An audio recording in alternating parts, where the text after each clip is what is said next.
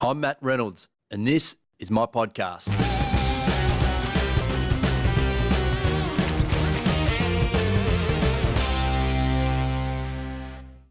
Sean, thanks for doing this. Yeah, no worries. Thank you, Matt. Now, for someone who doesn't know you and what you do on a daily basis, how do you define that role when you, for instance, first meet someone? Yeah, the old barbecue question. Yeah. It's a tricky one for me because I've been doing this now for quite a long period of time, and almost every week I think my role changes. Okay. You know, every experience I have suggests that I've become something I didn't think I was. It's quite weird. So when people ask me what do, I don't like the word consultant because that usually means people think charges a lot of money and doesn't say a great deal. Yep. There's probably an element of truth to that. It's more about, I think I just am out there to help businesses grow. It's a bit pithy, that line, but in reality that's what it's all about.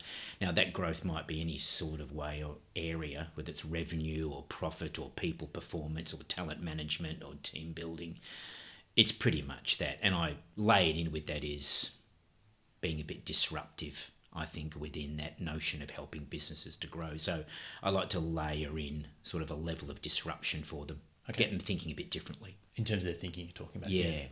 So how did you originally find your way into this coaching space? Can we call it that? Yeah, it's a really weird one. I was a GM in an organisation, and I took over a division of this particular organisation that was on its last legs. And so the director of that organisation rolled the dice and brought me over to give it one last shot. Yep.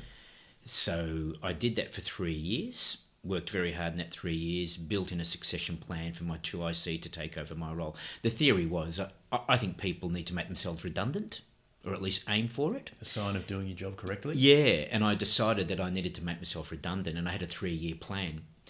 And pretty much to the day of 3 years, the director called me in and said, "It's over. You've done it. You're now redundant." Yep. And I thought, okay, I must admit I hadn't really thought about what I would do next. And it was strange because he said to me, "Look, you've been our sales coach informally for about a year. You're really good at it. Get out of here and go and start your own consultancy. You're out, but you should do this." And it was a bit of an epiphany where it was like, okay, right, I'm going to. And he said, "And I'll bring you back. I'll support you in the beginning stages of your consultancy. So I'm basically firing you, but I'll bring you back now as a consultant and let's get going." So you had your first client before you left your last job. Yeah. Ideal way to start a new business, right? It is, because there was some support there financially. Yeah. The weird thing about it was I only envisaged doing it for 6 months and then going back to full-time work. I'd had a young son that was just born at that stage, so he was less than a year old. Yeah. And I thought, I'm going to stay home, look after my young son, and just have some fun. Yeah. Literally within weeks, I had clients calling me saying, "What are you doing?" And I'd tell them, they said, "Well, come and work for us." Okay. And so very quickly, that 6-month holiday is now turned into a 14-year experience. And is that people that you dealt with in your previous organisation that I guess in some sense recognise the skills that you'd built? Yes, there? and also because I just put myself out there. What I did was I had a strategy which was apply for jobs on Seek in the knowledge that I had absolutely no idea what I was doing. Okay. Just to get the resume over the desk. Okay. So I'd apply for training roles or coaching roles. I had really no idea. I wasn't qualified in any way, but I wanted someone to look at the resume and go, "Well, this guy's not qualified, but maybe we should speak." So that was a marketing technique? Am I understanding this? It was or did it default into that? It was just a weird marketing technique on my part. So I intentionally applied for roles that I thought I'd never get. Ah, interesting. Okay. And so what happened was, it's strange how the universe works, but I'd get phone calls from people who say, "You've applied for this role, you're not qualified for it." I'd say, "No worries, okay, but hold on a moment. We've looked at something within your experience. We want you to work for us in that particular line of work, but as a consultant." Okay, and that's how you got your first clients? And that's how I started kicking it in. It was it was strange, but it worked for a while.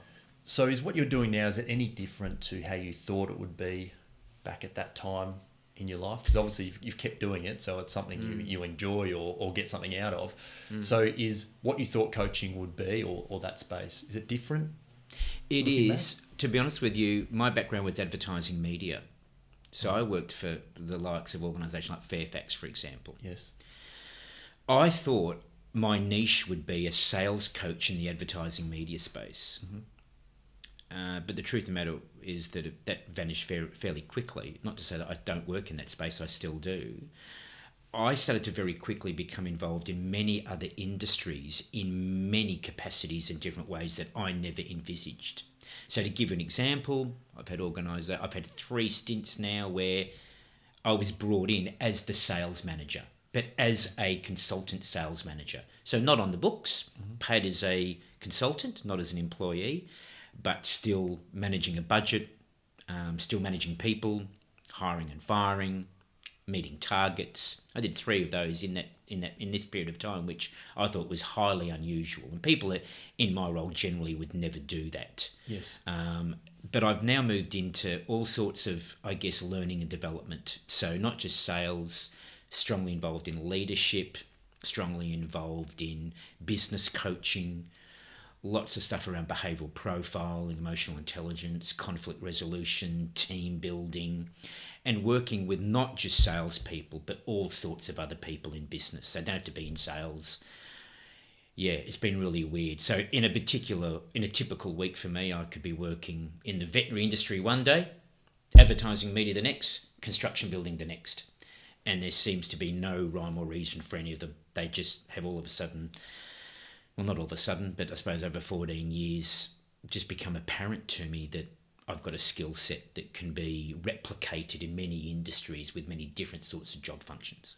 So you do work a fair bit in the trade space and related industries, I know. Yeah. Have you got an opinion? Because I really feel that as a tradesman myself, that our sector is kind of coming through this process of becoming more professional in the way that we go about things and we run our businesses. Do you have any sort of thoughts on where we are in that sort of evolution? Yeah, I spent some time working with lots of tradespeople. Yeah. For about 18 months, I saw hundreds of them. So they were coming to do a program called a Diploma of Management, and I happened to be the facilitator for that program. Okay. So I got to meet a lot of tradespeople from a lot of different trade backgrounds, and I thought it was interesting that they were coming to do a qualification of some sort. Yeah.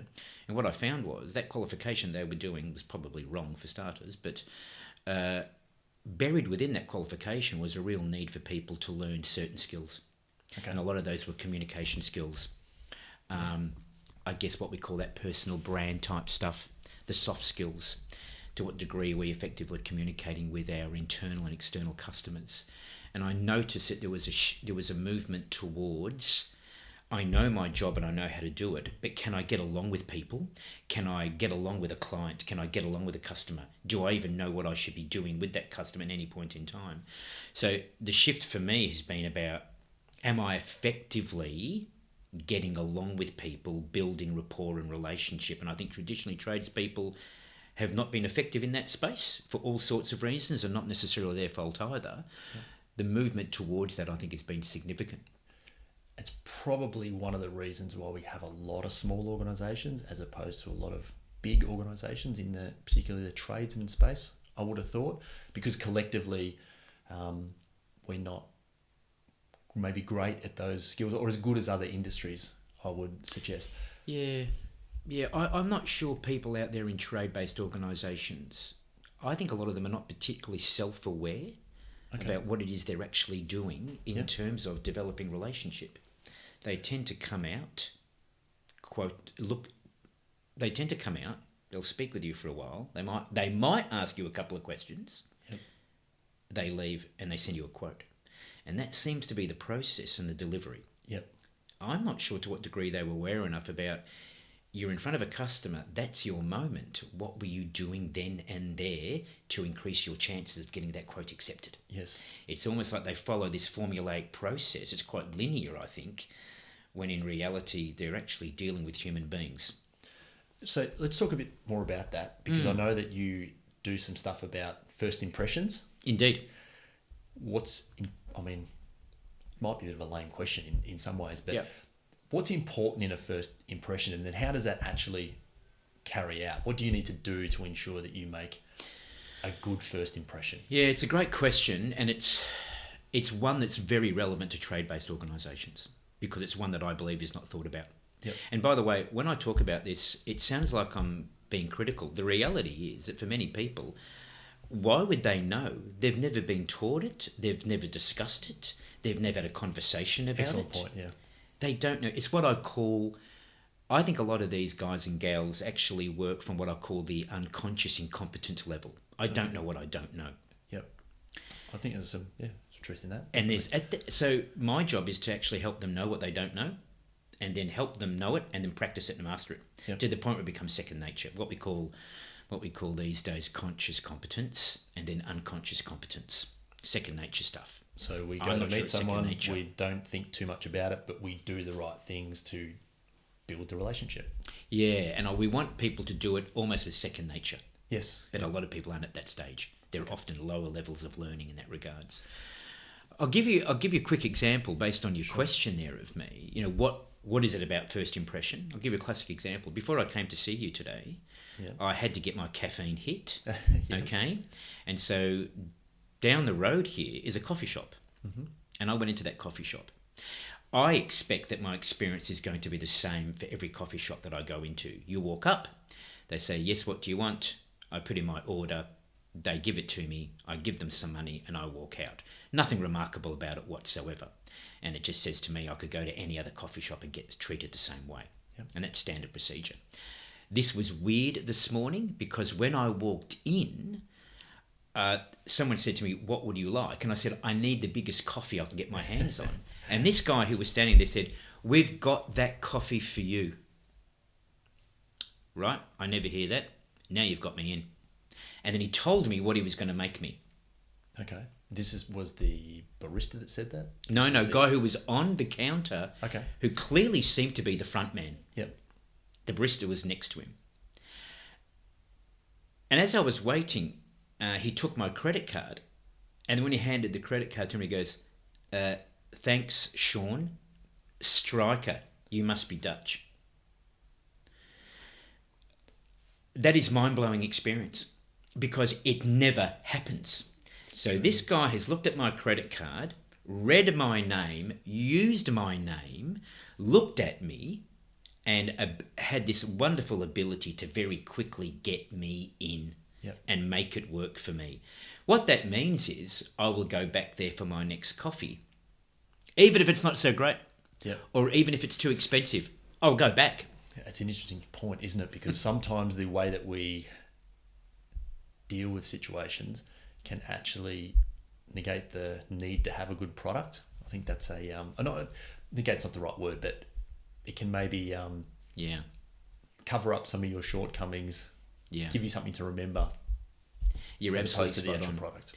Do you know, when I talk to tradies, for example, and I'm working in a trade-based organisation right now quite closely, I talk about the law of scarcity. Yes. So there are 9 laws of persuasion in this world, and I practice 3 of them: the law of scarcity, the law of reciprocity, and the law of abundance. Yep. And the law of scarcity is exactly what that guy did this morning. So the law of scarcity suggests if I do something a little bit different from everyone else, I make myself scarce. And when you make yourself scarce, everyone wants you. That's what he did. He read my name off the credit card. He smiled. He looked at me. He was presented well. He was dressed well, looked good. Used my name. They moved quickly on the order. He thanked me for it. That's the law of scarcity. He did something a little bit different from the other coffee shops, which means he makes himself scarce. People will come back. And by the way, that cafe was full of people. It's funny, isn't it? Because nothing that you've just said then is, it's unusual, but it's not particularly hard. It's not a real X factor technique or anything like that, is it? Nope. It's just, well, how would you put it? Being engaged in the moment, being interested in the person, being coming from that place, I guess. People think they do it well. So people think, oh yeah, I do all of that. But in reality, many actually don't. So do you go back to, because I know you work for some really big organisations as well, does do you go right back to the basics of how you meet people? Is that where do you cover that? Is that where it starts? Increasingly now, Matt, I can get myself involved in strategy. Yes. Okay. And planning. I get myself involved in reading spreadsheets and looking at profit and loss statements and all those sorts of things. And that's all cool. Increasingly now, business owners are saying to me, whether it's small, medium or large, we really need to get back to basics. We actually really need to get people thinking about the internal and external customer a whole lot more. Okay. We really need to get back to sort of a value systems based experience. Yep. And that value based experience often drives then the behaviour and your ability to build relationship and connection with people. A lot of the research now is actually saying we're living in a world now where people are distracted by phones, laptops, all sorts of things. We need to get back to soft skills and actually have people conducting themselves appropriately with other people.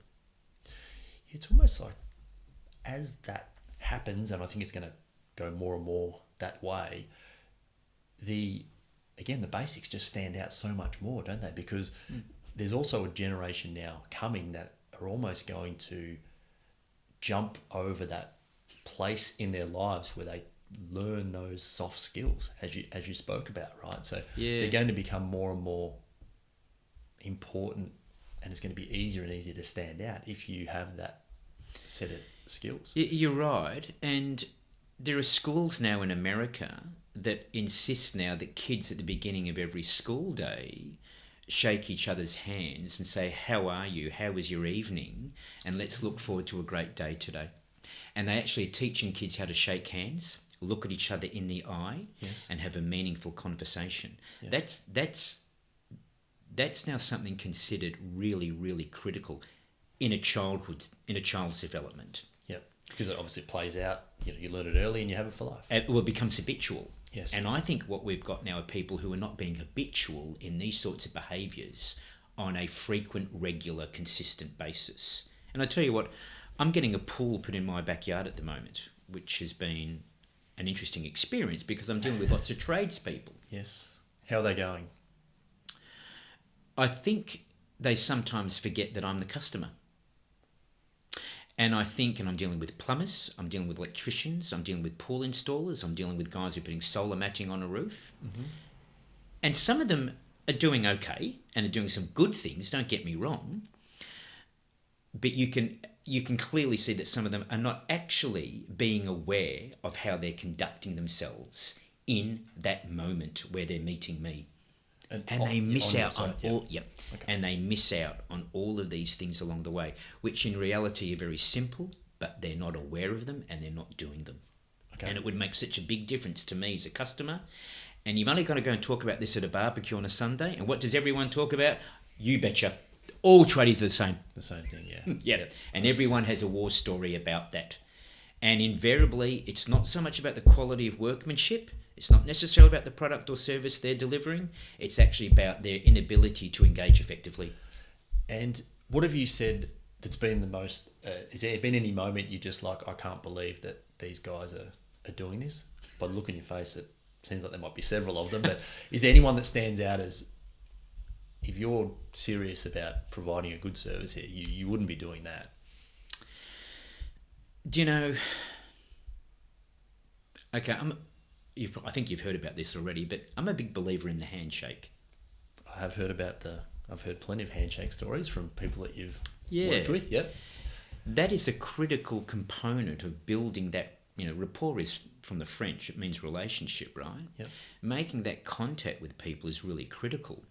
And I'm absolutely convinced if people got that right, they'd make more money. And it's actually a skill in its own right that I think has been completely missed and absent for many people now. It drives me insane because it's actually very powerful. I was reading some research that said an effective handshake replaces 2 hours of conversation. 2 hours? An effective handshake replaces 2 hours of conversation. If we get that handshake right, just that alone, and the ability to behave around that appropriately, eye contact, posture, all sorts of things, you make more money. So talk me, Okay, so this I'm interested in because we all like to make more money, right? Sure. It's at some point. Yeah. So can we break down the handshake? What do you look in your eye? You've mentioned that a couple of times. What do we need to do with our posture as we're actually doing that? Yeah, I feel a bit sorry for these tradies because I'm doing things and it's almost like research, but they don't know I'm doing the research. Yes. Okay. So on the people working. Yeah, I don't feel so crash on about it, but when you're in this space, you tend to do it. You tend to think about it. Yes. And it's really interesting. There will be attempts at the handshake, and some of it's actually not bad. Yeah. But they miss out on some key components. What I'm seeing now more than ever with tradies in particular, but not just tradies, can I just say many people in business, there is been it's been very marked for me. I've noticed now more than ever that people are shaking hands but not looking at each other in the eye when they do it. Okay. It's what I call the look away. And I'm seeing that increasingly now. They will shake a hand, but for 1 or 2 seconds, they actually refuse to engage when that moment occurs. And that should be the moment you do engage. You betcha. So the handshake is actually redundant at that point because the receiver of the handshake says, well, yeah, shook my hand, but she never looked at me. So at least subconsciously, that customer's saying, I'm not interested in you anymore. Okay. That's a huge problem I'm seeing now in many aspects of business. Yep. The actual look away is a big problem, and I don't know why it's happening, but there's almost this inability or refusal to actually make contact from an eye perspective. And I'm not talking about 100%, I'm talking what I call the 80-20 rule. Look at people at least 80% in the eye. Yep. 20 you can dart and do all sorts of other things. Yep. That's okay. That's a big problem. The other problem is the handshake itself. I'm shaking hands with hundreds upon hundreds upon hundreds of people a year by virtue of the nature of the business that I'm in. Yep. I reckon 5 are plain weird. Sorry? 5 out of 10 are plain weird. Plain weird. Okay, I thought that's what you said. I'm like, that's half. Okay. Weird. And when I talk about plain weird, by the way, I talk about this in my training, particularly with salespeople. Yes. They're too soft, they're too strong, they're too short, they're too long, they're doing all sorts of things, and they're just not thinking about the simplicity of the handshake. Keep it simple and effective. Yep. They do all sorts of weird stuff with it. So there's that, there's the lack of eye contact, but there's also the problem with posture. They're not standing appropriately, they're not the right distance from that person, they're too close, they're too far away, their legs are too far apart, too close together. It's interesting, the research shows that when you meet someone, you've probably got about 3 to 30 seconds to make it work. If you don't within that period of time, you're just about dead. Okay. So the critical nature of this is such that if you get that right in 30 seconds, you're just about home. You'll get the sale, or at least you increase your chances of conversion. A lot of people will say, I don't want to do business with that person, and they often don't know why. Yeah, look, we've all had those situations, haven't we, where we're absolutely just not quite right, is what you're saying, right? You can't, articulate exactly what it is, but they can't. It may stem, in a lot of cases, from the handshake. Well, they'll argue... Well, that would contribute to the situation. Yeah, well, they will actually say, I don't buy it because it's too expensive. Now, there may be sometimes an element of truth to that, but in reality, it's often because that engagement, that connection was never made. Okay. Or it was fractured in some way. And so subconsciously, the customer goes, no, I don't get it. I don't understand that. Okay. And sometimes people say, I can't get my conversions up. I send out the quote, they don't accept it. Well, have you really thought about, before even the quote and acceptance, what happened at the very beginning? That probably had a huge part to play. And traders said to me, really? So, I said, did you think about, how did that interaction go in the first minute? I don't know, I can't remember. Don't know. That maybe is where there is I think the word's not failing, but it's a challenge for people to meet because we're just not talking about it. We're not doing enough work in that space. Someone said to me in business recently, he agreed with what I was saying, quite senior in business in Australia, and he said to me, he believes that there was once upon a time, a long time ago, when we had family members who would teach you how to shake a hand. And he believes that generationally that's been lost. Well, I was just thinking as you're talking that there's got to be a reason why we started doing that.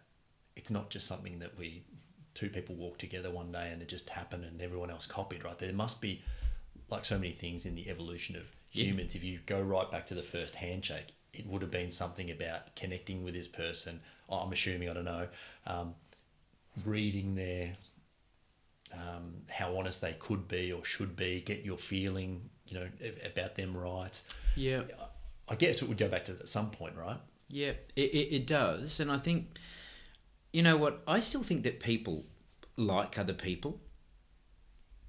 I think we like people and we want to be engaged with people. I think that's sort of what makes the world go round. Yeah. And, but to what degree are we geared up to do that effectively and think about that a little bit more? Yeah, I'm not quite sure about. If you look at the really great people in business, they're really good at these things. So I look for role models all the time. And when I'm in business and I'm meeting lots of people, I'm meeting CEOs, managers, people out in field. Yeah. They're really great people in business. They have this stuff in abundance. They're aware of it and they do it phenomenally well. And it's on purpose. And it's on purpose. Great call. It's designed. They design it to be that way. And they have this wonderful ability to connect with people. But a lot of it's about the first impression. That first 30 seconds or so is really it. So is a firm handshake, I'm assuming, is the way to go? Yeah. You look them in the eye, how does it... Yeah. That's right. Do you know, it's back to basics. Yep. A firm handshake, hold it for a couple of seconds, not too long. Yep. Look at that person in the eye and then greet them and use their name and you're just about there. Okay. So what another part of the handshake is making connection with people by using their name. You'll be amazed how many people in the business world don't use each other's name in business. I will have people come out and see me at home to do some work on my house. They will never, ever use my name once. There's a golden rule. Use the person's name 3 times, beginning, middle and end, and you get more sales. It is amazing how many people do not do that. An electrician came out the other day as part of the pool install and frequently he used my name and I thought that was highly irregular and highly unusual. And he obviously got the job. Or was he partway through the job? When he comes out and was doing the job, he wanted my advice about something. So he said, Sean, can you come outside and what hit me was, Sean. Yeah. Like, what? No, that's pretty interesting. I found that compelling. Yes. And people do, but it's quite rare. It's actually quite rare. So part of that whole handshake and first impression is not just body language. It's about what comes out of your mouth. Using people's names, for example, is very, very powerful. Very, very important. Yep. Sales. You've got a lot of experience in coaching and mentoring sales teams. Yeah. How do you think about sales from a macro perspective? There's a lot of theories out there about sales. Yep. A lot of people making a lot of money or attempting to make a lot of money with a new whiz-bang theory about selling. Yes. I think I've seen it all and heard it all. I think at the end of the day, it all ties into very much the same process, very much the same theory. And it's really all about, do I have an ability on a macro level, if you're talking about the world in sales, what makes salespeople brilliant? What makes them effective? And it's a commitment to a process. That process is pretty simple. And it's often based on this notion of, I need to uncover your problem, your challenge, your issue, your pain. And I've got something to help you with alleviating that, reducing it, getting rid of it. Yes. That's fundamentally what it's about on a macro level. Now, there's lots of complexity involved in that, but in simple terms, it's a bit like, well, there was a moment where I used to be a sales coach and I used to get dressed up as a doctor. So I wore a white robe, white coat, and I had a stethoscope. Yep. And I used that as the image for the sales team about you need to become doctors of selling. Stop pushing product on people and telling people about your product. They're generally bored out of their mind within minutes. Yes. Why don't you ask some questions? Why don't you try to uncover the issues they've got, the challenges they've got, the pain they've got? Take some time to do that. Ask great questions, effective questions, sexy questions, what I call them. Yeah. Build rapport at the same time, and then help them understand that you've got something that will get rid of that or reduce it. No different to what a doctor does. When you go into a doctor's surgery, the doctor doesn't say, now be quiet, I'm going to prescribe you something and hope like hell it works. It could kill you next week, but that's just the way life is. Yep. They actually ask a series of questions to uncover the pain. They need to understand the impact or effect of that pain. Then they prescribe a medicine, and then they get you back. They're great salespeople, by the way, doctors. They're great comeback merchants. They're brilliant at it. Yeah. They're true salespeople. Yes.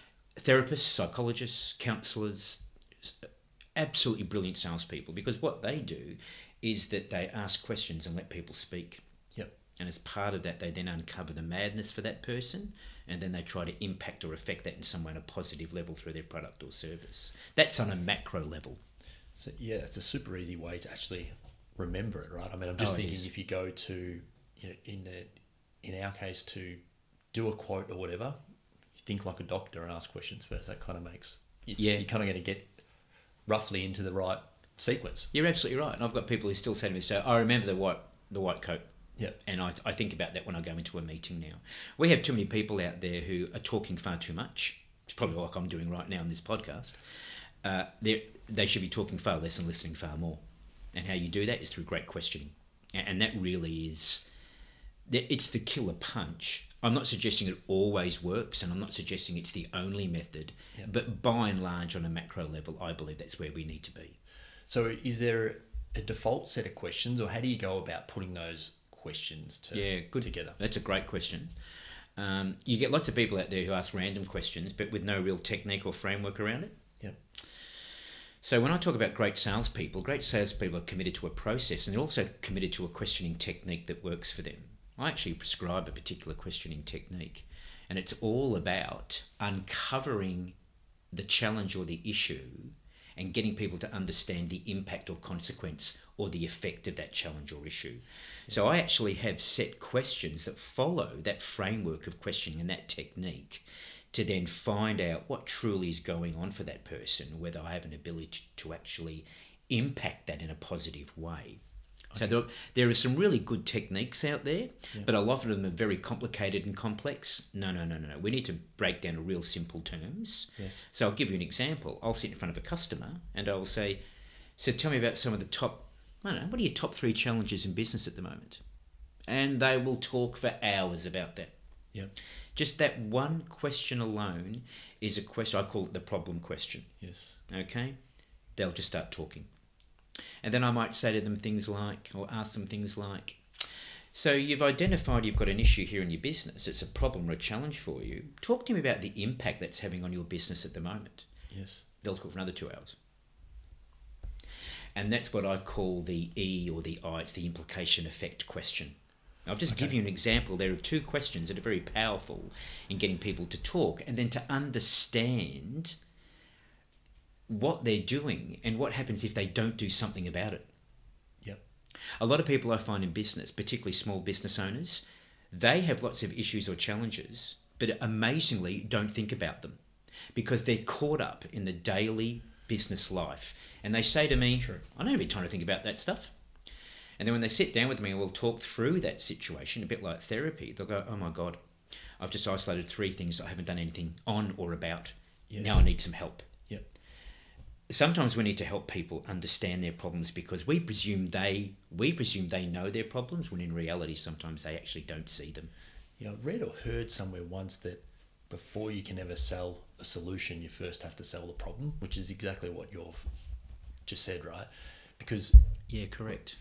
Spot on. I want to take a chance and try and remember this, because we buy solutions to. Hang on a second. Let me just think about this for 1 second. Yeah. We either buy a solution to a problem that we already have, or we buy a solution to a problem that somebody gives to us. That's probably not exactly right, but yeah, I know where you're going. If the more prominent you can make the problem in someone's mind, the more likely they are to buy a solution to that, right? You're absolutely right. It's interesting you bring that up. There are people I work with in business who have problems and not aware of them. Yes. Okay, my job is to uncover those. Yep.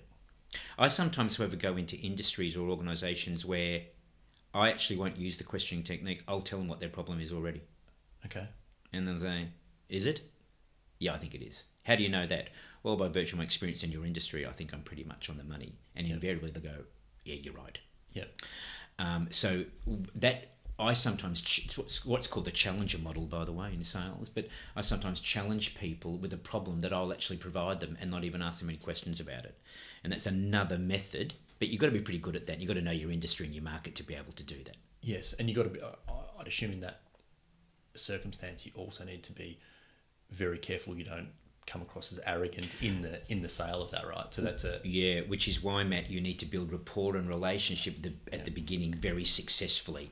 And that's where the handshake, the name, how you conduct yourself, that's what I call the oil, okay, that greases, that oils that machinery to a point where you've earned the right to be able to do that. Yes. Earning the right's critical. That makes perfect sense. So in a lot of industries, you need to make people aware of the problem, as we've just said. But in the trade space, and particularly in the maintenance sector, if there's water coming out the ceiling, the problem is pretty obvious, right? Indeed. So the sale of that, I guess, is you get your foot in the door, and you're probably going to be the one that sorts it out because it's an urgent thing that needs to be dealt with. Yep. So after you've established the problem that you can solve, where does the sales process need to go from there to not only be effective in that moment, but also to open the door, I guess, for future sales as well? What's critical is, it's all well and good uncovering the illness, but if you don't have the medicine, it makes it a bit hard.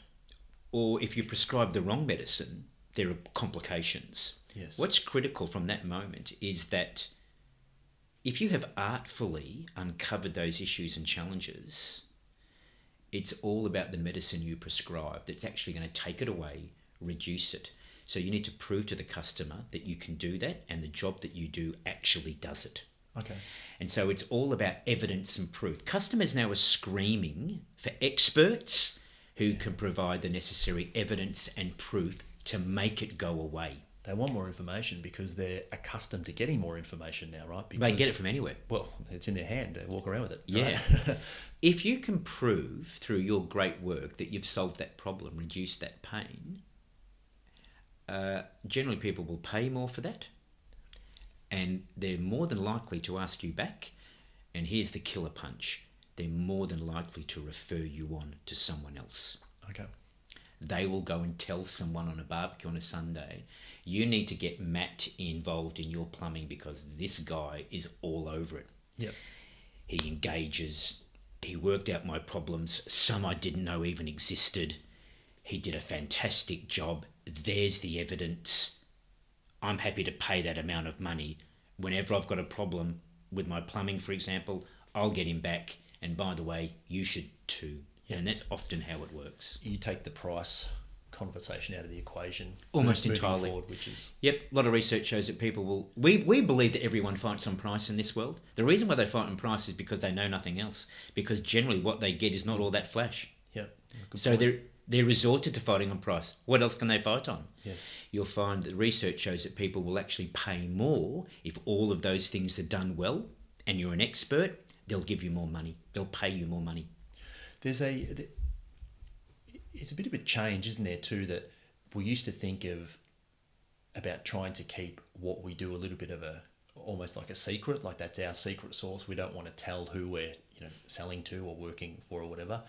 But it's almost like if you're prepared to over-educate even your customers, you sell a lot more, right? Because once they understand what's involved in the process and all the benefits, then even more willing to pay for that. Is that, I mean, in general circumstance, I guess you're always going to have that person that wants to get the information and do it themselves, and that's fine. But as an overarching sort of consumer kind of behaviour out there, I think there's something in that. I think we're changing towards that.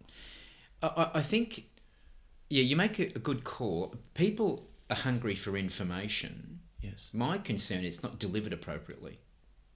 So customers want information, okay? They do. Yes. Yep.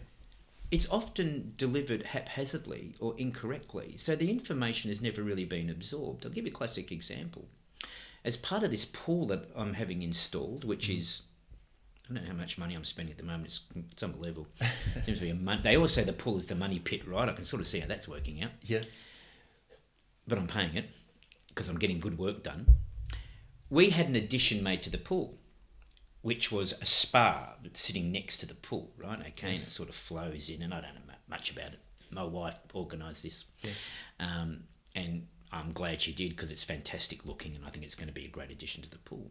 It was really interesting. I had some guys come out to talk about what they were going to do. Yeah. The language they used, I had no comprehension of what they were talking about. I've never been a tiler. I've never laid cement or concrete. I don't know if that's even the right term, by the way. I think cement then becomes concrete, something like that.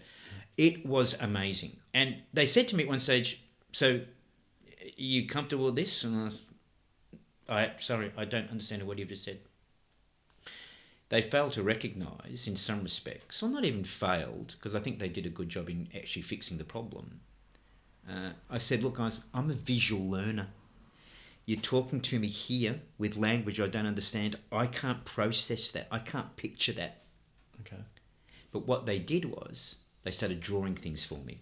Then they sent me things on email, which were photos of jobs that they had done. Then I understood the process. I understood the information. I started to understand the language. Yes. One of the big problems out there at the moment is we will provide information which customers want, but we do it incorrectly because we don't know how the other person learns. Yep. It's all well and good telling me about things and using really tricky words and language I don't understand, but I'm not an auditory learner. I'm a visual learner. So if you provide that information to me visually, you've got a much better chance of me saying yes. Okay. So when I work with some people in sales, for example, they'll come to me and say, I'm not good at conversion. I pitch the product and a lot of people say no. I say, oh, cool. And they'll pitch the product to me. It's really good. I said, but I'm sorry, you haven't shown me a single picture yet about that.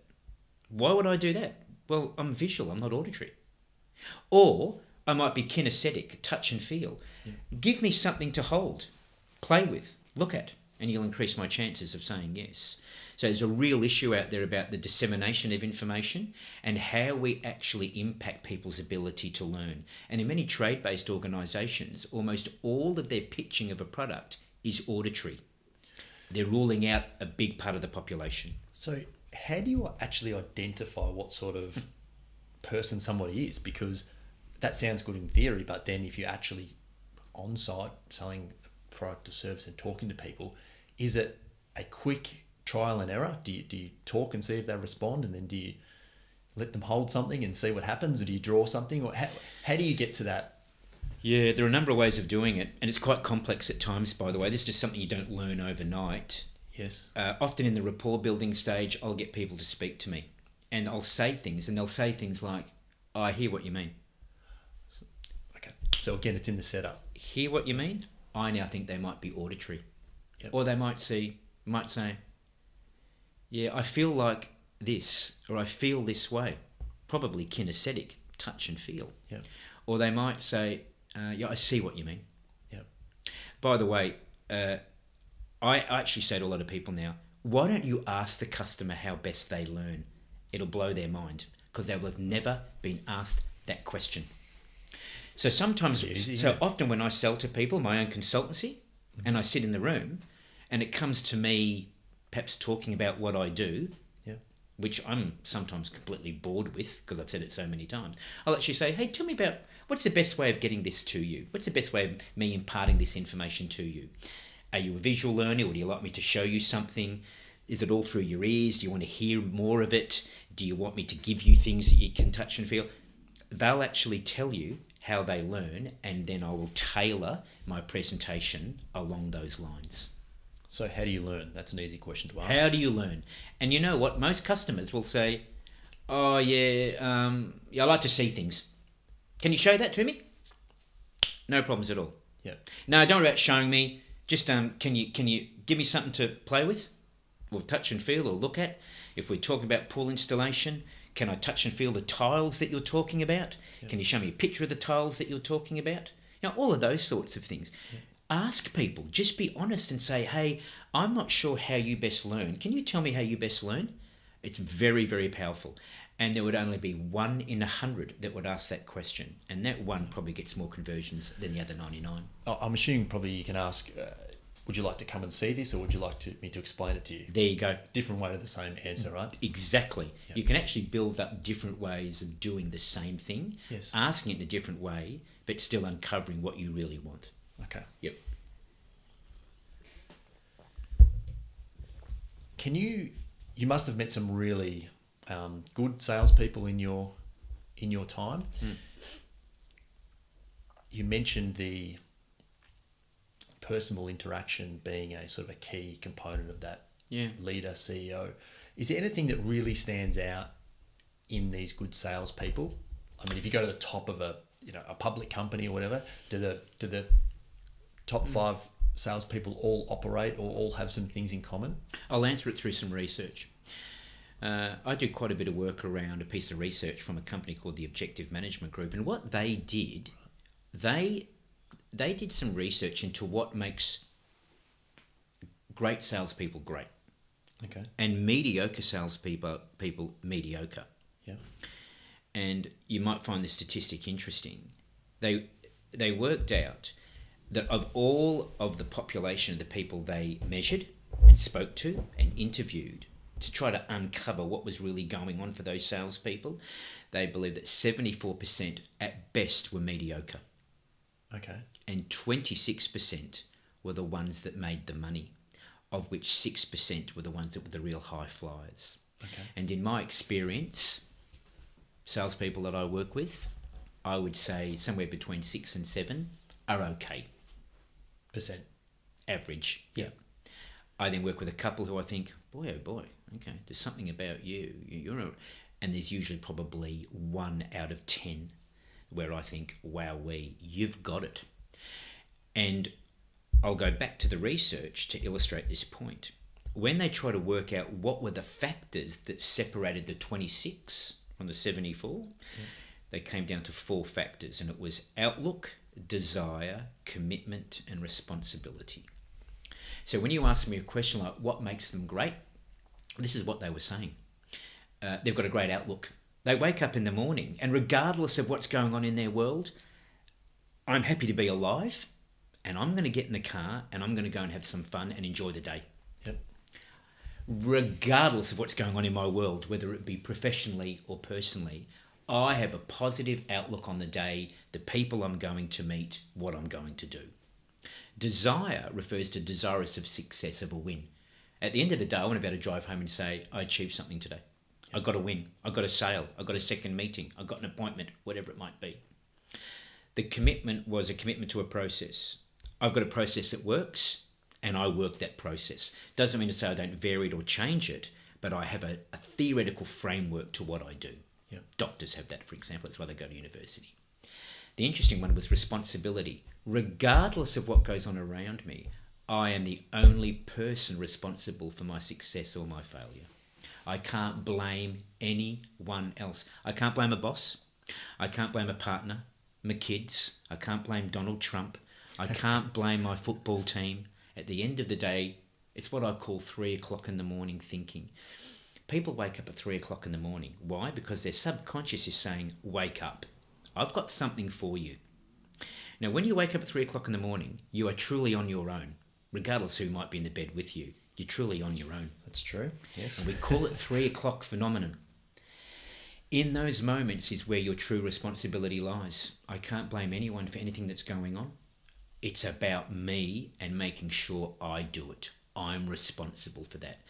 And this research showed that these 4 factors were critical in deciding on who was great and who was mediocre. So you've even got salespeople who technically may not be all that competent, but they make up for it in some of those factors. Yep. And we tend to gravitate to people like that. If I meet you today and we're both talking in positive terms, we've got an outlook on the day that's pretty successful. When I came here, it was raining. Do I get sad about that? Or do I think about, oh, I'm glad it's raining because the garden needs some water? Yep. It's those sort of things that make a huge difference to the outcome. So it's a really critical piece. We talk a lot about mindset. Yes. I think it's a bit overdone these days, this notion of positive mindset. You hear it all the time. It's really about habit. habit forming behaviour that means that I can set myself up for success. If I'm technically competent as well, magnificent, you are really on your way. But often that alone will overcome the shortcomings of where you may be technically incompetent. I've got a bit of a theory on this that I'll run by you. Good. I think that all of these things have a much better chance of coming together when you actually take on responsibility. I think that when you're put under pressure or some sort of pressure to get an outcome, sure, and it's on your shoulders, yeah, you have to develop an intent. You have to figure out a system. You have to start running all of these things. Yep. So it's almost like the more you're prepared to take on, the faster you'll get there. I don't think you can get there if you take zero responsibility. So my thinking comes out of, well, it must be the opposite way to really ramp this up, right? Yeah. Is that a worthwhile thought? Does that make any sense at all? Do you know, Matt, it doesn't matter what you think, as long as it's right for you. Yeah, okay. That's good. And as long as that thought pattern for you creates that desire to want to be successful. Yep. It creates that, it's a bit intangible, isn't it? But I don't know, when you wake up in the morning, what are you thinking about? And I think those first thoughts that are in your head, whatever they are and however you got there, is what will drive you to be and do what it is you want to be. Yep. There's in psychology something called the basic change model, and I've sort of stolen that to a degree and created my own theory called PAR. Okay. I'm a golfer, a very bad one, but I called it PAR because I needed something to help me on the golf course. Right. And it stands for perception, action, result. PAR. That's a golfing term for me. Yes. Regardless of what your theory is or my theory is, often when you distill it down to what it's really all about, it's fundamentally about when you wake up in the morning, what perception do you have of yourself, the world, the people around you? Yep. That perception, no matter which way it goes, negative or positive, will drive certain actions and attitudes and behaviours, P to A. And those actions and attitude behaviours that you display throughout the day to other people, to your family, to yourself, when you look in the mirror, that will drive the result. And that result could be good or bad. And that result will then reconfirm the perception you originally had. So I call it the self-fulfilling prophecy. PAR, P-A-R. Very, very powerful in terms of, I guess, creating that mindset and how it plays out and what outcome it drives for you each and every day. So regardless of any of these theories that you and I are talking about or how you think about it, how I think about it, great people in business that I meet have a wonderful perception of themselves, and you see it in their action, attitude, behaviour. They get good results, and those results reconfirm that perception. It's all largely in your subconscious, however, and some of it leaks out into the conscious part of your brain, and that's what you show people. So these successful people that you're working with and working with their teams, is there any common things to what they come for you for? I mean, there's sales training and there's different areas that you work in, but is there, because what I've noticed is there's, when you run your own business or organisation, yeah, sure, when you are a leader, there's sort of a few things that are very common that people feel. As an example, loneliness would be one of them that comes up quite a bit. So again, of the really successful people that you work with, what are they most wanting from your guidance? It's a really good question, Matt. Clarity. Okay. Clarity. Yeah. Many business owners will say to me, how do I deal with the excruciating minutiae of daily business life? They're doing 1,000 things in one day. They're on an endless search for complete clarity of thought. And that's hard when they're so busy. They're running organisations, they're managing people, they go home, they may have families, and they deal with the madness of that. Yes. Okay? They want clarity so that they truly know how they can be completely effective in what they do. Okay, so they want to know what they're doing is the right thing. They want to know that what they're doing is not just efficient, but in regards to where they want to go, yes. Yeah, so I call it, there are the two F words, I call it in the world. Everyone assumes I'm going somewhere with that. It's EFF for efficiency, EFF for effectiveness. Yep. The two F words. Yep. We have too many people in business who are efficient. You know what? No one's really interested in that anymore. It's a dime a dozen. We're all reasonably efficient. We've got phones, laptops, TVs, all sorts of things. iPads. I'm a bit old, so I don't understand some of this stuff right the way. But look at this stuff we've got here right now. Yep. It's what we've got. It makes us efficient. Doesn't necessarily yep. make us effective. So what we're talking about is this. I have business owners who truly say to me, I know I am doing things right. That's efficiency. What they really say to me is, and where the clarity comes in, but I want to do the right things.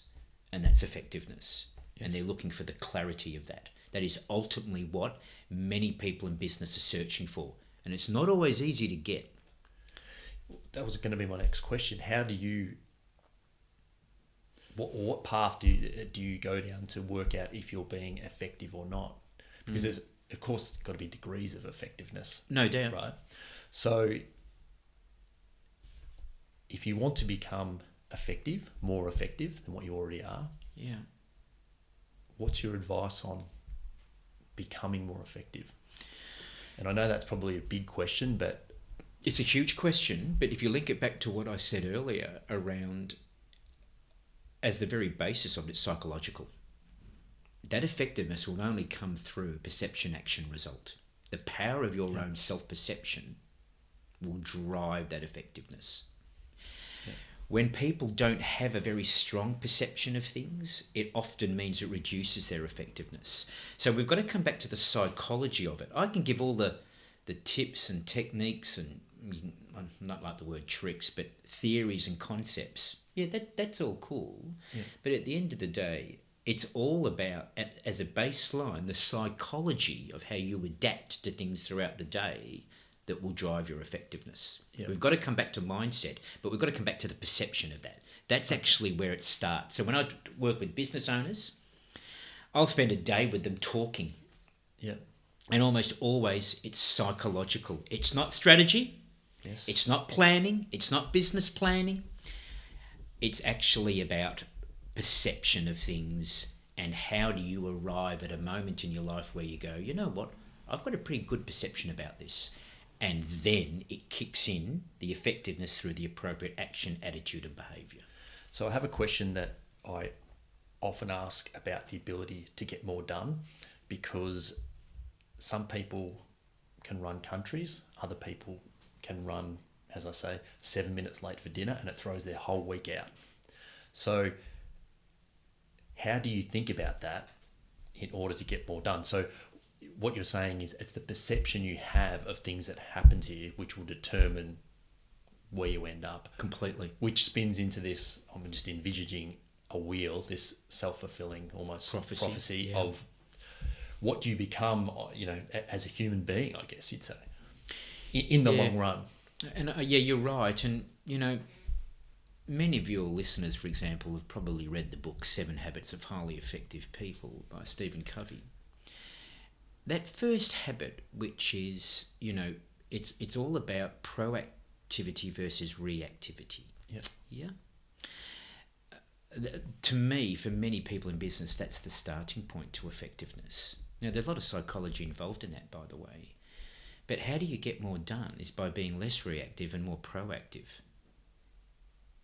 Now, that sounds simple, but it's horrifically complex for many people. Yeah, because in the moment, it gets very hard to put that into practical terms. Right? It is. I actually liked what he said. He says you've got to say no. Where you get your clarity is saying no, not yes. Yeah. And it's a really interesting piece around that. Saying no is where you become more proactive than you do reactive. We often have a tendency to say yes to everything. Why do we? We want to make more money. We want to keep saying yes to things. And I get that. Yeah. And we just want to have more yeses to conversations, meet more people. All good. But I think sometimes, we've got to actually sit back and say, where's my laser beam focus? Where can I be truly effective to drive the greatest outcome? Some of the best salespeople I meet don't work 5 days a week, they work 3. But they get the most amount of results or the highest sales, or however they determine that. Because they've worked out exactly how their proactivity determines a result that they are comfortable with. You get salespeople running around being highly reactive, putting out fires, solving problems, all sorts of things. But in reality, does it really drive the revenue? Probably not. Yeah. So I think the ability to say no is critical. But I also think that we live in a world of reactivity. We tend to respond to lots of things very quickly. Now, I'm not sure about that. And how comfortable we are in saying no is an interesting one. But I'll give you an example of where I noticed this. Yeah. I need to get some fencing quotes done for my pool. There were some companies who said to me, we're not going to come and see you. You send us the details, and with the details that you send us, we'll work up a quote for you and then contact you and talk it through. Okay. I thought that was really interesting. Now, initially people said to me, oh, that's outrageous that they wouldn't come out and see you. That's terrible customer service. You'd only surely buy off the person who came out and saw you. And I said, why? Hold on a moment. They may have a business model at the moment where that's highly effective for them. It works. Yeah. Rather than drive 2 hours to come and see me, I live in Ocean Grove. They might be on the other side of Melbourne. Yep. Rather than drive the 2 hours or 3 hours in peak hour traffic to come and see me, 20 minutes, have a conversation, leave, draw up a quote. They've said, no, hold on a moment. There's actually a better way of doing this for us. Now, I think that's being highly proactive, but we automatically assume that that's wrong. Yes. I wonder whether they've got the laser beam focus, and good luck to them. They're probably doing really well as a methodology. Yeah. So I think we've got to sometimes break some of the rules about how we actually view, how we set up our day, how we deal with customers, how we seek that business. I think it's interesting. I believe in soft skills and I believe in selling to people face to face, but there are times when we've got to build in methodologies where we can do it differently and still arrive at the same result. Okay. Yeah. There are times in business when you are forced to respond or take action, if you like. That would be in the times when there is, quote, disaster of some, in some form or fashion that comes into the business that needs to be dealt with. How do great leaders that, from your perspective, respond in those situations? Is there, and it may come back to what we've just spoken about, but is there an attitude? Is there a go-to set of skills? Because as you're growing, it's just kind of the nature of the beast, right? That you have more problems to deal with in some form or fashion. Of course. I think for many business leaders that I work with, it's all about the mitigation of risk. Yes. So they have in play procedures and principles and thinkings that mitigate the risk of anything that happens that's, say, for example, disastrous. Yep. And they practice for it. Okay. So they'll often almost preempt a lot of the disasters that are going to happen. That's influence. That's great leadership. And they build in contingencies to mitigate the risk as much as possible. And I see great business leaders do that. It's almost like they think of the problem before it occurs and they're ready for it when it does. Yep. And they've got a team of people around them that are ready for it as well. Yep. Do you know, it's funny, I've got a cousin who's a fighter pilot and oh wow. And flies F-18s, and I was asking him about what's the job like. And he was actually talking to me about a lot of the flying they do is just horrendously boring. They sit in a cockpit and they fly. Yep. And they might fly long distances. It's just boring. You sit there in this confined space. He even told me that when they're flying in formation, they'll often they'll talk to each other, but they'll do things like just have trivia sessions. What's the capital of France? And they're not looking, they're thinking of ways to actually get through some of the boredom of that. Yep. But what they do really well as leaders is that in the readiness for a problem or a disaster, they are highly prepared to mitigate the risk. And most of their training is around that. Yes. And I've had business leaders actually say to me, I actually want my job to the point where it's boring. Yeah, it's almost like a sign that, again, you're doing things well. Absolutely. Yeah. And then I'm ready for the moment when something does go a little bit weird and wonderful. I've preempted that already, and I've built in the contingencies and the planning to deal with that. It's almost like they want boredom, and when they've hit boredom, they know they're in the game. Strange thinking, I know. It's a bit weird when I talk about this with business leaders, but business leaders often say to me, yeah, you're right. Yeah, when it's boring, it means I can get on to the next thing, the next part of my vision, the next idea, the next theory, the next concept, or the next thing that I want to drive within the business. And I've got people around me, for those that have the luxury of that, that can get ready for when the problems do occur. And I put my faith and trust in it, and they can do it because we're ready for it. We've planned and prepared for it. And again, it's that ability, I suppose, to say no to many things, so you're in the position where you can say yes or go when you need to go, right? Indeed, so absolutely right. What's your favourite area of what you do, Sean? Do you have any really stuff that you think, boy oh boy, I get to do sales training today, and you look forward to that, or my favourite moment? I love working with business leaders, and I very much love working with them one-on-one. I love getting in a room with someone who's successful. Yeah, I love it because they've got great stories and they're really interesting people. Yeah, I love that moment because I learn so much from them. Half the time they're actually training me, not the other way around. And I just love those rich stories they tell me about. For example, I love the moment when I sit in front of someone and I'll say, how did you get here? And then for 3 hours, they'll tell me how they got there. Yeah. I love that moment because almost always the stories are never boring. They're incredibly interesting, and no one's got the same story. Yeah. Every story is different. And I love storytelling, and I love listening to people's stories because when I work with other companies, I will tell those companies about the stories that I've been told. Okay. And that's where the real learning comes into play for many people. It's through that. Yeah. That for me is the greatest moment I can ever have. Going back to what do I call my business, or what's it all about? And I talked about helping businesses grow. Yes. I can do that through those people telling me their stories and using those stories to then work out which way we can go. Yeah. I love that moment the most. That's for me the most beautiful moment. And most of the guests that I have, with a couple of exceptions on the podcast, have a fair bit of information out there in terms of what they do. A website, for example, that explains to people looking around how they can find them and all that. Yep. Whereas you are quite the opposite, and you have. I actually had to ask you to send me something because you don't have a website. Is that correct? I couldn't find it if you do. So don't have one. You don't have a website. You sent me a couple of pages with just some dot points on what you do, which I assume is what you send to prospective clients. Yeah, occasionally. Yeah. So why not put some of this information out there? And I appreciate, because I know it's not your natural way of doing things to kind of talk about this, but and I thank you for being here, obviously. But no, thank what's you. What's your theory behind being a bit closed about what you do? It's a really good point. I'm every digital marketer's nightmare because I get inundated with people saying you've got no idea what you're doing, and you need to be out there, and you need to have a website. Yeah, it's funny, isn't it? I made a decision a long time ago. I would measure my success on repeat referral business.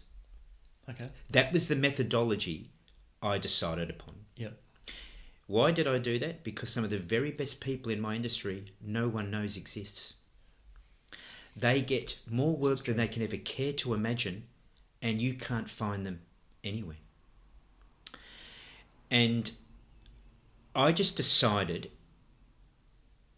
for me and my family, I work part-time, I don't work full-time. I allot time to be with my wife and my kids, and I wanted to be able to do that. So money wasn't the be-all and end-all, by the way. It was about that work. I tried out that old line about work-life balance, but it's true.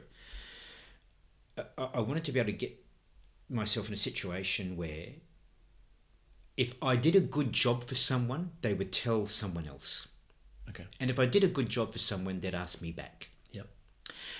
So, and I'll explain it this way. You get lots of people in my industry who want to get lots of work and do lots of jobs, but go in and go out, go in, go out. A bit of care, not much responsibility, in and out. I decided through repeat referral that I wanted to work with my clients long term. It was never about going in and leaving quickly. It was about going in and becoming part of the furniture. Okay. So I focus on a small group of clients, but I'm with them year after year after year after year.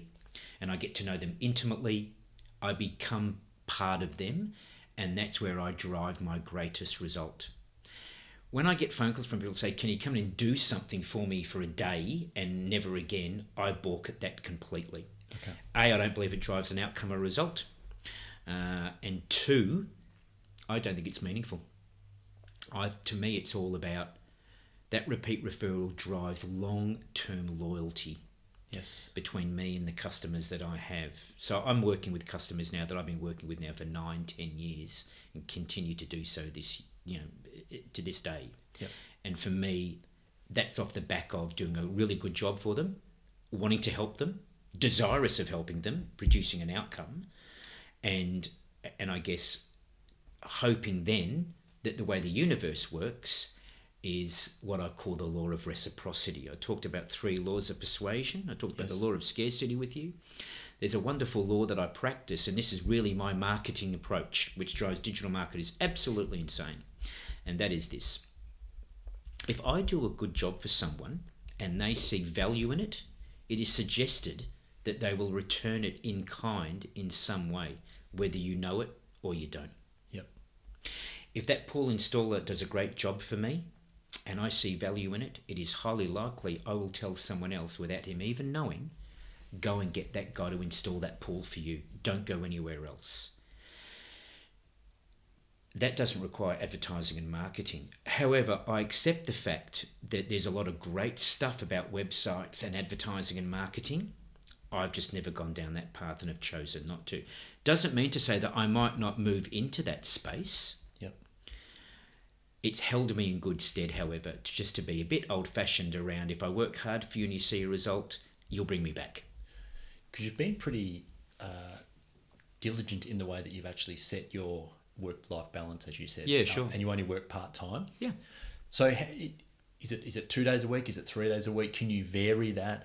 Because I think a lot of people see this as a major goal of going into business initially, right? Get a bit of control over your life and maybe the ability to come in and out as you please. Quite often it goes the complete opposite than that, doesn't it? And it does. All control. Absolutely. So agreed. You've done very well at taking control. So can you just give us a little bit on maybe how much you do work and then how you've thought about setting that up? Yeah, I probably work on average about 3 days a week, on average. Some weeks, next week I work 5 days. Okay. I'm interstate. I'm not home for the 5 days. Okay. And there'll be other weeks where I might be working a day a week or 2 days a week or 3 days a week or 4 days a week. Yep. So it does vary considerably. Over the course of a year, however, I think consistently I'm probably at about 3 days. The nature of my work too, Matt, is such that it's exhausting. So I need time to reset and plan and prepare. I could not possibly... So if you take my role as a presenter or as a coach or trainer, it would be impossible to do that 5 days a week. Yes. You would never survive. You actually need time to reset. It's actually interesting. I've got a colleague of mine who does a similar role to me. Okay. He's a trainer. He's also a runner. He's a very good runner. So he runs long distances. Yep. And he has one of these watches. Oh, yes. And he measures the number of calories he burns. Yep. And let's say, for example, he'll go on a 10-kilometre run and let's say he burns 10,000. He says that he wears that in a day's training and he's burnt the same number of calories. He's exhausted by the process. Yeah, I've heard this a few times, yeah. Yeah, so I'm in the business that I'm in, I need to actually spend time to reset. I'm an introvert by nature, so to be an extrovert means I exhaust myself. Yes, yep. And by the time it's ended and I drive home or fly home, I can barely string 2 words together. Leave it all on the floor, as they say. Yep. Yeah, so it's critical for someone like me to maintain a work-life balance. If I tried to do it 5 days a week, this would have ended years ago. Okay. Yep. Okay. And if you look at people who are very accomplished in this space, yeah, they can't do that. Yep. Yep. If you don't give it your all, you probably could. True. There's a balance in there. I mean, yeah, sport's similar, isn't it? Absolutely. If you play AFL, you can't play 2 games a day. Like, it doesn't work. Like, well, you play 2 hours a week. That's what I mean. That's all you can do, right? And even a lot of players can't do that just because of the nature of what they're doing. And there's injury, factors and all that sort of stuff. But I mean, the burnout in sport is a big factor. Yeah, and I think in business you see burnout. Oh, and you would see it all the time. I do, yeah, absolutely. Yeah. And I have business owners talk to me about that. Yeah. And this is where it comes back to it's this laser beam focus. What do I do well? And let's thrash the hell out of it. Yes. Rather than try to do 100 things and maybe 95 of them are not done so well. And that we hear that all the time, but it's probably true. Yeah. I've got a whiteboard at the end of my bed leaning up against the wall. So when I wake up every morning, the first thing I see is that whiteboard. And that whiteboard's got some interesting things on it. And that sets me up for the day, but it actually gives me the laser beam focus that I need. Okay. And that's where... Is that ideas you're talking about, or thoughts? Clients, the money they're giving me, the days I'm working, thoughts about what I can do for them, what I can deliver, some proposals I need to put out there. I have that mapped out on a whiteboard. I did it on a whiteboard, and I actually said to my wife a few weeks ago, it was at the beginning of the year when I decided, what's my year going to look like? How am I going to set myself up for success? And I said to my wife, I've mapped it out on the whiteboard. And she said, where are you going to put the whiteboard? And I said, I don't know. Now, normally, it leans against the wall in the study, and I invariably don't look at it because it's out of sight, out of mind. When I came home one day, it was leaning up against the wall of the bedroom where I wake up. It's the first thing I see. And I thought, well, that's interesting. You put it in that posy, but that's been really good for me. So just to clarify, your wife put it in that position for you. So yeah, real team-based approach. Yeah, I was going to say that's. I thought that was really cool. Yeah, awesome. And that really has helped me this year achieve and work towards the goals that I've set myself for the year. Something that's I haven't talked about today. As part of that perception, action, result, laser beam focus, law of scarcity. A lot of it comes to the real power of being goal driven. And the very best business people that I work with, they have got that by the bucket load, and they do that incredibly well. They're very much goal set minded. And work backwards. We've heard it a number of times, work backwards from what they're trying to do. And yes, in my world, for salespeople, we call it backward planning, sales engineering and backward planning. I need to make $10, but the $10 is largely irrelevant. It's just a lag indicator. What they're really interested in is the lead indicators, what happens prior to that to get to that point. Yeah. Very successful business owners, very successful people in business are not overly concerned about the lag. They're very interested in the lead. And to do those lead indicators well, to get to that point, they're building in lots of targets and goal setting and objectives along the way to achieve what it is they want to achieve. The result invariably takes care of itself. So they take a goal and then they work it all the way back to a habit that's going to result in that goal, right? You're absolutely right, but there's a lot of psychology in play with that. I call it the 4 Ds of goal setting. I practice this a lot, and I talk to business owners about this. The first D is decision. Yep. I set myself a goal. I've actually got to decide on that goal and believe in it. Yes. If you set yourself a goal that you don't believe in, you're just about dead. Your subconscious will get you. It will sabotage you, by the way. The next one is, so you've got decision, and then you've got divulge. You need to write that goal down. You need to share it with someone. Accountability is critical. Yep. Decision, divulge. Very best salespeople, very best business leaders I meet do this and do it well. So they make their goals known. Okay. So that they can build in accountability. When you don't make a goal known, you're not accountable to anyone. Yep. It is highly likely you'll self-rationalise yourself out of the goal and its achievement. The next one is direction. So decision, divulge and direction, and I work with people around this, is what exactly are you going to do to achieve that goal, which is your backward planning. Yep. It's that strategic intent. Those steps you need to take to get to that point. Yep. And the last one, you'll find this a bit weird, it's delight. I find that lots of business owners achieve goals and never reward themselves for achieving them. That's a big, big problem out there in business land. That's an interesting one, isn't it? Yep. I know I hear lots of business owners say to me, I achieved that goal and I moved on to the next thing. Just hold on for a moment. When you achieved that goal, what did you do? What do you mean? Did you celebrate that in some way? No. I just moved on to the next one. Whoa. Hold on a second. Your subconscious has worked incredibly hard for you to achieve. By the way, subconscious and goal setting is inextricably linked. Yep. Your subconscious worked very hard for you, and yet when you achieve it, you don't reward your subconscious. Look out. Your subconscious is going to get you back for that in some way, shape or form. You better make sure you incentivize and reward yourself for the great work that you've done. Lots of people in business actually forget that. They just move on from job to job to job. Yeah, and I guess it doesn't have to be something out of this world, does it? But it has to be something. I'm talking in terms of what you reward yourself with. Doesn't matter what it is. Just something. It's about you affirming what you've done, and it's about you letting your subconscious know that you've done it, it's been achieved, and you thank your subconscious for it. Yeah, telling yourself that it's actually okay that you've done these things, and that if you run these patterns again, you should invariably achieve things in the future. Which means it then reinforces that wonderful self-perception, yes, which then furthers the action and attitude and behaviour to get greater results. Yep. And then that goes back to reconfirming that perception. And it goes around and around and around. Doesn't mean there won't be issues along the way, but if you're prepared for those in advance, you can deal with them really well. Just a few more questions, yeah, Sean, and then we'll wrap up. Sure.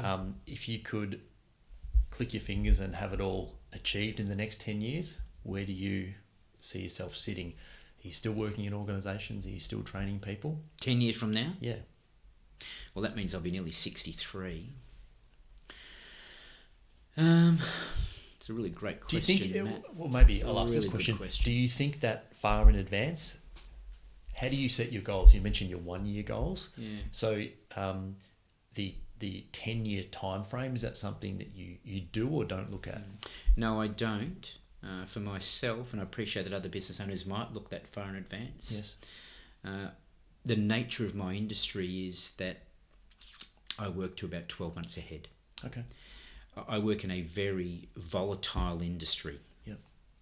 And one of the issues I face is there are a lot of business people out there who struggle to understand learning and development and training and coaching. There's lots of resistance to what I do. Okay. Yeah. So I would have thought that you're called in by businesses who are trying to achieve something. So I would have thought that they'd like the help. But you're saying... Yeah, you're right, but there are people within those businesses who find it very hard to wrap their head around training, learning, development, coaching. When was the last time they got it? When they were at school. Yeah. How do they make sense of that? So I tend to live in a world that can be quite resistant at times to developing people within their company. You'll be amazed. There are many salespeople out there, for example, who'll never get any training for their entire career. Yeah, I could actually see how that would happen. Yeah. So because of that resistance and that volatility, I often think about a year out. Okay. Because I need to, for my goal setting purposes, I need to work that year very, very hard. Yep. Even though it's repeat referral, it doesn't mean I don't meet resistance along the way. And sometimes, by the way, I'll get companies that will call me in and then we'll talk and then they'll realise that, oh, this is too hard. And then they don't want to do it. So it's not always perfect model. Yeah. And that's why I tend to be more short-term in my goal setting as opposed to other business owners who have an ability by virtue of their industry and the job they do to look more long-term. Yeah. But if I had my way in my 60s, I'd like to be playing more golf. I was going to say maybe get that handicap down to which closer is to... It's a big one. If I have an ability to be more on the golf course, be more with my children and grandchildren, and I think that'd be pretty nice. I think that's where I'd like it to be. Pretty simple stuff. question I ask everybody, Sean, if you could have one law changed or implemented, what would that be? One law? Yeah. An actual law? Yeah. Law changed or implement a newly created law, for example? You can take it any way you want. You can apply it to the world that we live in, or to your particular industry. Actually, I'm actually going to change this question for future episodes. I'm going to say or removed as well. I'd like a law of well-being to be institutionalised. Okay. And what I talk about in terms of well-being is, I think we should be forced to make life a little bit easier for everyone. I think we've got to a stage where we've built in so much complexity in our world. I think sometimes we forget about the well-being of individuals and people as in the pursuit of whatever it is we're pursuing. I'd like to see the law of well-being. Okay. Because I think when people are happier and more content in what they do, and if we forced that situation by law, we'd learn a lot more. And if we learnt a lot more, we'd get greater results. This weekend, I spent a couple of days with a mate of mine, and over a couple of beers, he told me about a quote, and the quote was, "Well-being is the oil of learning." And I thought, because you're in a place where you can learn the best. Yeah, okay. and the very best business people are always learning, never believe they've got it. They're always looking and learning and trying different things and wanting to be really very powerful in their own knowledge. Yep. They want to learn and they want to keep learning. That's why they get people like me to come in, I suppose, and talk things through. But you've got to start from a pretty good place, and that well-being place is critical. That's the oil of all that learning which leads to future success. I'd like to see a law of well-being. I think we've earned the right now in this world to actually say, you know what, there's a lot of madness that goes on. We've got to institutionalise things to such an extent that we're increasing people's happiness, feeling good about themselves, which fundamentally means raising emotional intelligence. It's almost the law of EI, the law of emotional intelligence. We need to institutionalise that. We need people to have their awareness of themselves raised more, help them with their own self-motivation and self-management, help them to be more empathic, because that leads to greater relationships. And if we institutionalise that, we're just about home. Do you have any, it's a nice follow-on question actually, do you have any books or documentaries that you recommend in your field, in your space, as valuable reads or watches? There's millions of them. I've been doing a lot of work at the moment in talking to people and showing videos around Simon Sinek. Oh yeah. And his whole notion of why. Yeah. And that's one that I've been using quite a bit of late. There are many more, and too long to discuss, but what I love about his modelling of the moment at the moment is he's very much about emotional intelligence, by the way. Very big on that in all sorts of ways. But I love the way he's captured this whole notion of why we do what we do. Yep. You know, the why of things, why we're in business. You know, and if we really thought that through, and I think that's very powerful in assisting us understand the why, which means that we understand ourselves, our perception of things, and where we're at. And I think that leads to greater well-being. I think the why is a bit lost for many people in business, and we've got to be a bit careful about that at the moment. I think it's a bit lost. I remember when I first watched that talk that he did about the, sort of when all that started, his theory on why. I'm not sure whether he suggested it in the talk or not, but I remember after that, I started asking myself that question of everything that I was doing. Why am I eating this? Why am I doing this particular workout? Why am I dealing with these clients? Why am I in this business? Why am I thinking about this person or that person? Yeah. Or why? Yeah. And it does bring up some interesting thoughts when you start to really try and try to identify your intention behind your actions, because I'm just like everybody, a lot of other people, I guess, that you just default sometimes into a bit of autopilot, and you need that question to really have a bit more understanding, maybe a bit of wake-up call on why you're actually doing things. So yeah, you're absolutely right, Matt. I'll often ask business owners, why are you doing it? And many business owners will look at me blankly and they'll say to me, what? Where did that question come from? I say, no, seriously, why are you doing what you're doing? and they will find it very difficult to actually express that. And I'll have business owners who say to me, I've never thought about that. Is there any correlation between the people that have a good answer and the state of their business and those that, and what's that correlation? Yeah, you're absolutely right. People who truly know why they're doing what they're doing, okay, they tend to drive greater results. Okay, so they grow quicker. And they do, as opposed to people who not so much why. They can tell me what they do. Yep. That's only part of it. Yeah. That what's cool, and we get that, but what really sits behind that, your true purpose through that why, is really critical. And Cynic talks about it with, I think of course, he talks he about does, various companies that have discovered that why, Yep. and that has led to them being the biggest companies in the world. Apple, by the way, is his classic example. Yes. They went to why. Yep. Not how or what, but why. And he believes that many businesses, if they actually approach it from that angle, would be more successful. Without doubt, people who can express that to me well are the ones that make more money than anyone else and seem to be happier. Makes a lot of sense. Yeah. Is there anything you want to add? Any parting words for anyone who comes across this recording in their... You know what? Before the recording, we talked about something, and I think this is important. And I called it stuff and because. Stuff and because, and I must admit, I had that down to ask you about it, and I didn't ask you about it. So thank you. I think to wrap up this discussion, I meet too many people in business, and I'll say to them, "What do you sell?" For example, Yes. And most people sell something. Stuff. Why do you sell it? Because.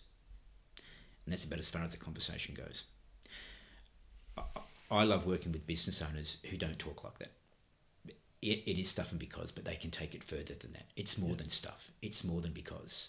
And they can truly articulate why they're doing what they're doing. And I say to people out there, less about stuff and because, and more about why am I doing what I'm doing? What are the results I want to achieve? And how do I get to that point? And really sit down and strategically plan that and prepare for that, but equally come back to the psychology of it. The perception, action, result will fundamentally determine whether they achieve it or not. And they'll remove themselves out of that stuff because mentality, and they'll become quite successful. And I see that a lot. And I put it out there to anyone who, when if they're watching this or listening to this, when they switch it off and go and sit down, just spend a few minutes and say to yourself, even write it down, PAR, and draw the connecting arrows.